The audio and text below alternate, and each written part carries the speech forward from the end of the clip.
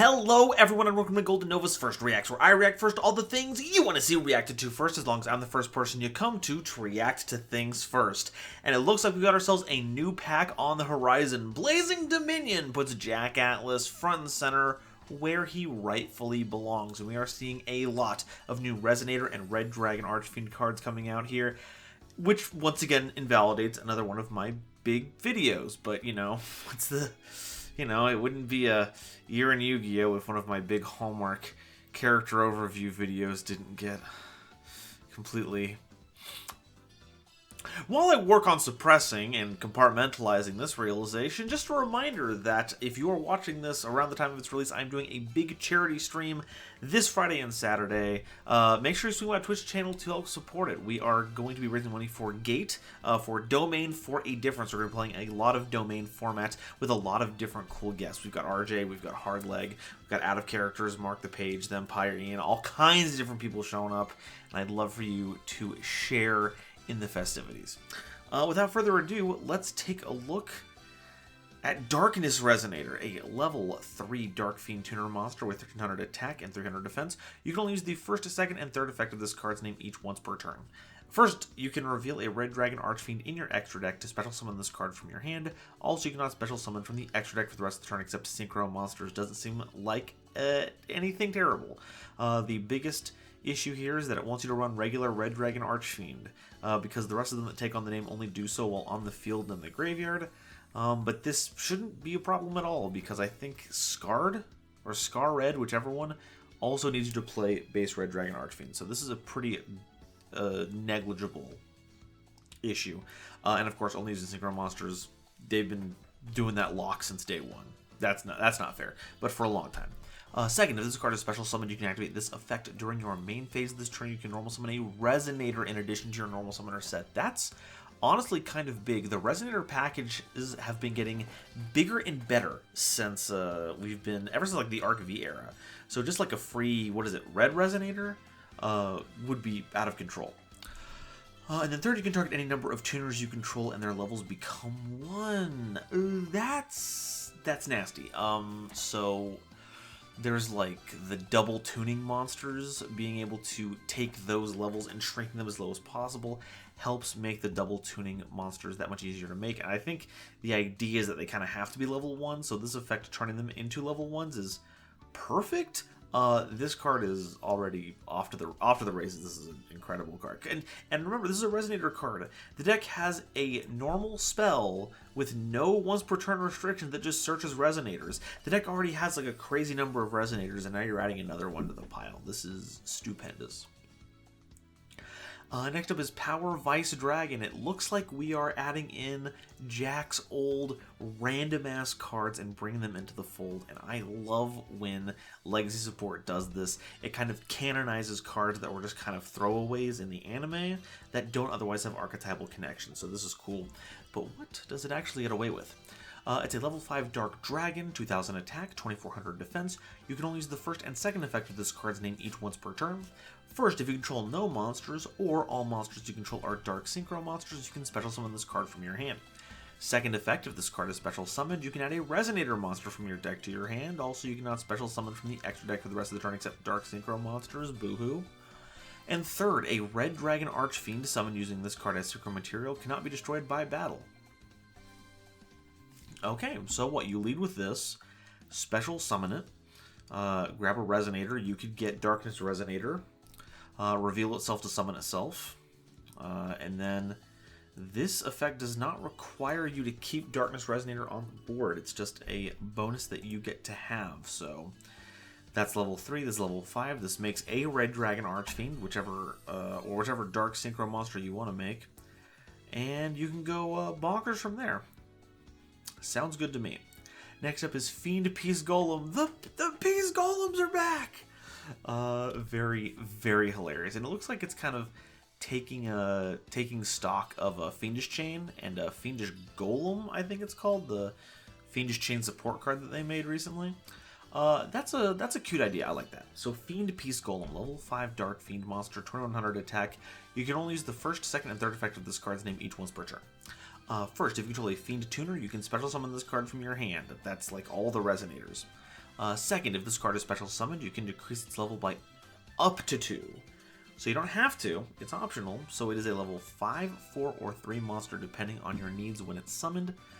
And third, if this card is sent to the graveyard as material for the synchro summon of Red Dragon Archfiend or a monster that mentions it, that's the important part. You can target one level 4 or lower Fiend monster in your graveyard and special summon in defense position. That's unreal. I need to look at Crimson Resonator really quickly.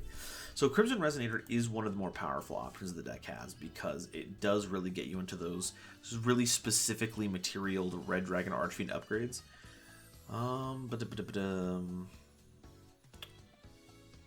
Okay, yeah. So Crimson Resonator's effect to summon 2 Resonators from hand or deck requires you to have exactly 1 Dark Dragon Synchro monster. And this triggers when sent to the graveyard as a synchro when used as material for the synchro summon of a Red Dragon Archfiend or related card. So you can bring back Crimson Resonator with this, and then you will have the necessary materials to make Crimson Resonator work. So this is strong at basically any point in the game, but Crimson Resonator is a good pick. Otherwise, you can just pick another one of your Fiends and get it out. This is also bonkers. Wild stuff. Red Nova Assault Mode Dragon. That's not how that works at all. Red Nova Dragon / Assault Mode. It's a level 12 Dark Dragon monster with 4,000 attack and 3,500 defense, and cannot be normal summoned or set, and must be special summoned with the effect of Assault Mode activate. So we have to tribute Red Nova Dragon. And which one was that one? Oh, that is the original, or I think it's the original double tuning one. Okay. So I have to tribute that one. It's not really great nowadays, especially with the other double tuning options, but that might change with this. So when your opponent activates a card or effect as a quick effect, you can banish this card until the end phase to banish all cards your opponent controls up to the number of tuners in your graveyard. So not banish all. I got a little quick on that one, but it banishes cards up to the number of tuners in your graveyard. Okay. Second, when your opponent's monster declares an attack, you can banish this card until the end phase to negate the attack, then end the battle phase.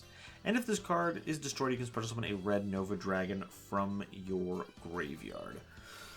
Okay, so we are adding more Assault Mode stuff. I forget exactly how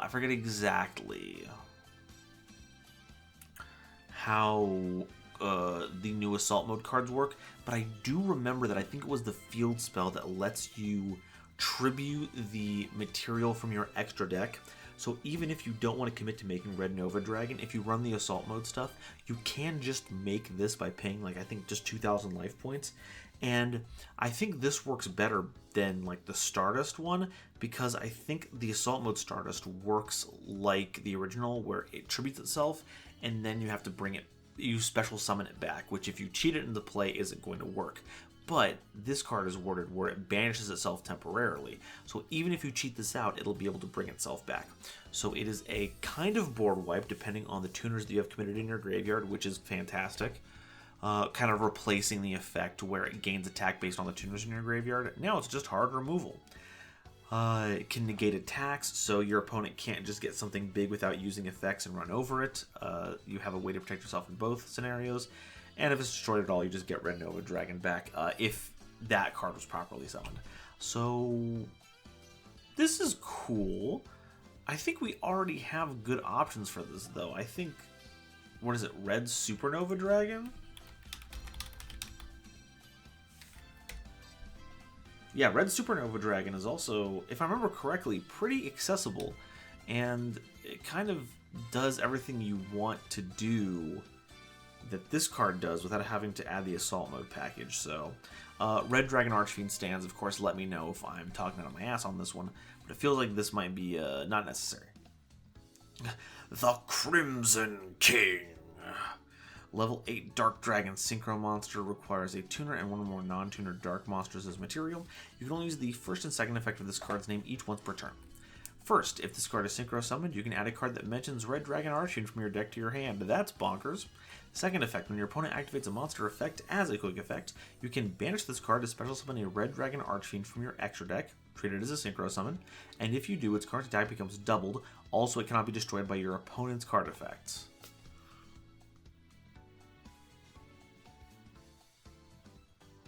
So you make this. it's already a pretty nicely statted creature. You subtract any Red Dragon Archfiend card out of your deck, which I think Crimson Gaia is going to be the big pull. And then, if your opponent has anything monster related, you swap this out for a base Red Dragon Archfiend. It can't be any of the other ones, even though their names can change. It's specifically grabbing original Red Dragon Archfiend, which will then be a 6k monster who can't be destroyed by card effects permanently.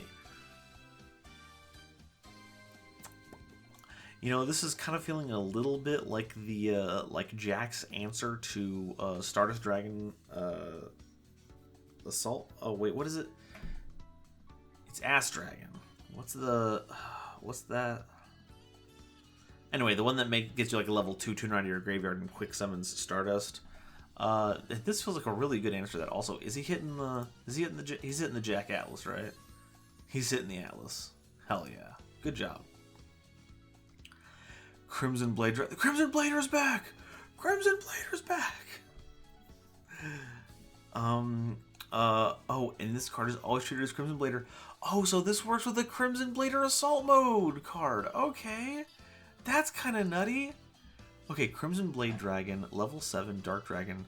Resonator Tuner is required, plus 1 or more non-tuner monsters. If this card is synchro summoned, you can add to your hand or special summon, but its effects are negated, a level 8 or higher monster from your deck or graveyard that cannot be normal summoned or set.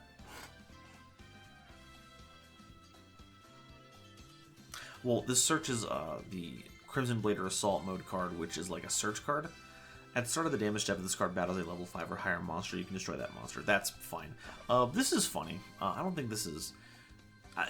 you know, a lot of good monsters are level 5 or higher, so I don't think this is necessarily situational, but it does mean that every Link and every Xyz monster is immune to this.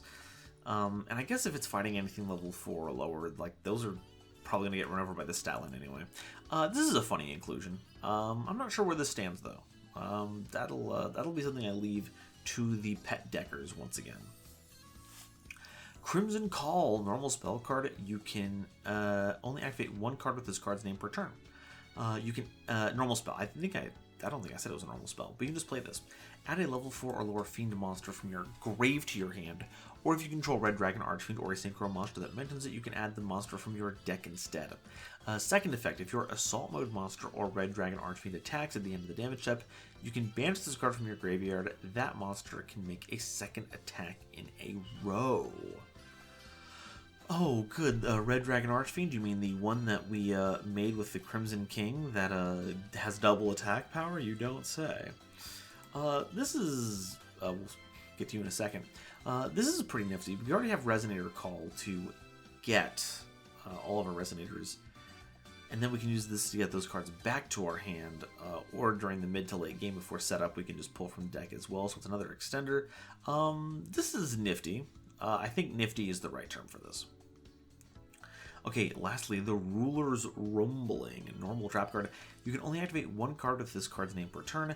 Neither player can activate cards or effects in response to this card's activation if your opponent special summoned 10 or more monsters this turn. Okay, that's gotta be a reference to something. I'm not familiar enough to know what the reference is, but I can smell a reference effect when it shows up, and this one is stinking it up. It's stinking it up good. So it applies these effects in sequence based on the number of monsters your opponent special summoned this turn. Okay. So if they summon one, special summon a Dark Synchro monster from your grave or banishment. And it's in sequence, so you get to get multiple of them. 3. Red Dragon Archfiend in your monster zone is unaffected by your opponent's activated effects till your next turn. And then 5 or more, change all monsters your opponent currently controls to face down defense position. This makes them easy pickings for RDA's destruction effect. This is funny, but this isn't playable. Like, the fact... Like, Nibiru is strong. If Nibiru asked for 10 summons, I don't think that would be useful. You have to get to Nibiru numbers for this to turn into a Book of Eclipse. All these other ones are just kind of meh. I don't know. I'm not sold on this one. and I don't know if I can be sold on this. This seems pretty bad. But as a normal trap card that shows up late in the sequence, it's just fine. It's a fun, funny little card.